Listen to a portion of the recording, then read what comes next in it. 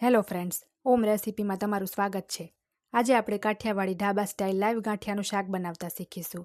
Live ગાંઠિયાનું શાક બનાવતી વખતે ગાંઠિયા છૂટા ન રહેતા હોય, ચોંટી જતા હોય એવા ઘણા પ્રોબ્લેમ આવતા હોય છે। તો સ્ટેપ બાય સ્ટેપ રીતે બિલકુલ ઢાબા કે હોટલોમાં મળે એવું જ ટેસ્ટી આ શાક આપણે ઘરે બનાવતા શીખીશું। અહીંયા તમે જોઈ જ શકો છો, શાકમાં ગાંઠિયા એકદમ સરસ છૂટા થયા છે અને ખાવામાં પણ આ શાક ઘણું સરસ લાગે છે। તો ચલો વધારે વાર કર્યા વગર આજની આ રેસીપી શરૂ કરીએ। તો સૌપ્રથમ આપણે એક બાઉલમાં 1 કપ જેટલું મીડિયમ ખાટું હોય એવું દહીં લેવાનું છે અને દહીંવાળા જ કપથી માપીને 1 કપ એમાં પાણી ઉમેરી દઈશું। હવે આ દહીંને આપણે સરસ ફેંટી લઈશું, જેથી દહીંમાં જે ગાંઠો હોય ભાંગી જાય અને સરસ છાશ તૈયાર થાય। તો આપણી આ છાશ જે છે તૈયાર થઈ ગઈ છે।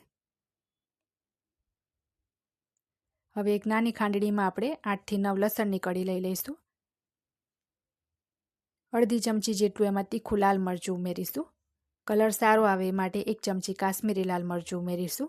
2 ચપટી જેટલું મીઠું ઉમેરીશું અને બધું જ આપણે અધકચરું ખાંડી લેવાનું છે। આ રીતે જો તમે ચપટી મીઠું ઉમેરીને કોઈ પણ વસ્તુ ખાંડશો તો જરાય ઉછળીને એ બહાર નહીં આવે અને જલ્દી વટાઈ પણ જશે। તો આપણી આ અધકચરી એવી લસણની ચટણી આપણે તૈયાર કરી લીધી છે। હવે એક કડાઈમાં આપણે 3 મોટી ચમચી જેટલું તેલ લેવાનું છે। તેલ ગરમ થાય એટલે એમાં અડધી ચમચી જેટલી રાઈ ઉમેરીશું। રાઈ ફૂટે એટલે અડધી ચમચી જીરું ઉમેરીશું। 5 ચમચી એમાં હિંગ ઉમેરી દઈએ। 12 થી 13 મીઠી લીમડીના પાન ઉમેરીશું। હવે એમાં 1 ચમચી જેટલી તાજી જ વાટેલી આદુ મરચાંની પેસ્ટ ઉમેરીશું। હવે એમાં 2 નંગ લવિંગ, 1 તજનો ટુકડો, 1 બાદિયો અને અડધું તમાલપત્ર ઉમેરીશું। બધું જ હવે આપણે 1 મિનિટ સાંતળી લઈએ। 1 મિનિટ આ પેસ્ટને બધું સંતળાઈ જાય એટલે આપણે એમાં 2 મીડિયમ સાઇઝની બારીક કાપેલી ડુંગળી ઉમેરીશું। હવે આ ડુંગળીને આપણે વધારે પડતી લાલ નથી થવા દેવાની, થોડી મીડિયમ તાપે થોડી ચડે, થોડી ટ્રાન્સપરન્ટ થાય ત્યાં સુધી થવા દઈશું। તો 4-5 મિનિટમાં જ ડુંગળી આપણી સરસ આછી બદામી રંગની થઈ ગઈ છે।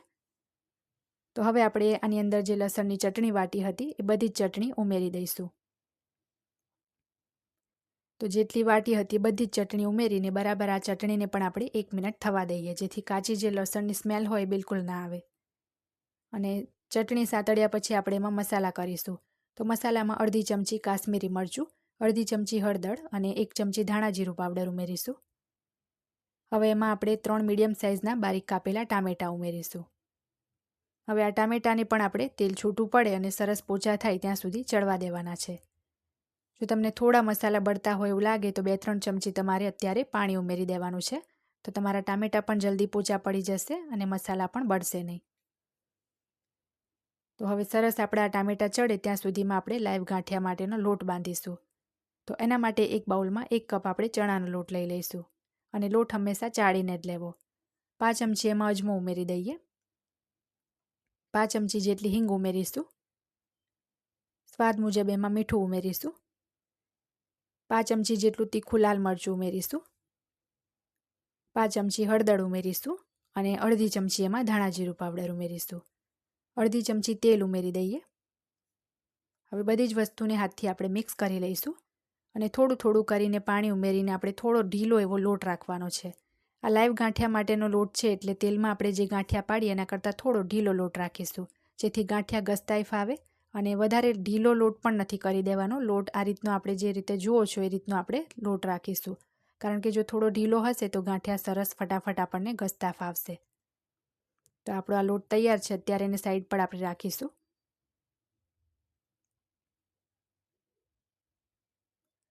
બીજી બાજુ 5-1 મિનિટ થઈ ગયા પછી ટામેટામાંથી પણ સરસ તેલ છૂટું પડી ગયું છે।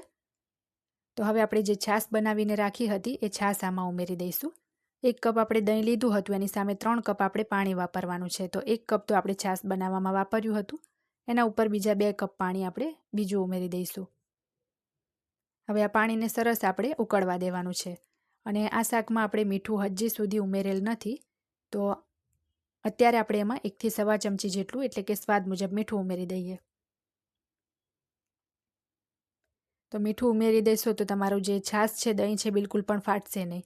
હવે સરસ ફાસ્ટ ગેસ કરીને આપણે પાણીને ઉકળવા દઈએ। તો તમે જોઈ શકો છો પાણીમાં આ રીતનો સરસ ઉભરો આવે છે। આ રીતનું પાણી ઉકળતું હોય ત્યારે જ એમાં ગાંઠિયા પાડવાનું ફટાફટ શરૂ કરી દઈશું. તો ગાંઠિયા માટે આ રીતનો જે નોર્મલ આપણો જારો આવે છે રૂટીનનો એ જ લેવાનો છે અને એના પર આ રીતે થોડો આપણે લોટ ઘસતા જશું તો સરસ કડાઈમાં નાના નાના ગાંઠિયા પડતા જશે. બધા જ ગાંઠિયા પડી ના જાય ત્યાં સુધી આપણે ગેસ મીડિયમ રાખવાનો છે જેથી પાણી આપણું ઉકળતું રહે. છેલ્લે ગાંઠિયા પડાઈ જાય એટલે જારો જે છે થોડો કડાઈની ઉપર આ રીતે મારી લઈશું.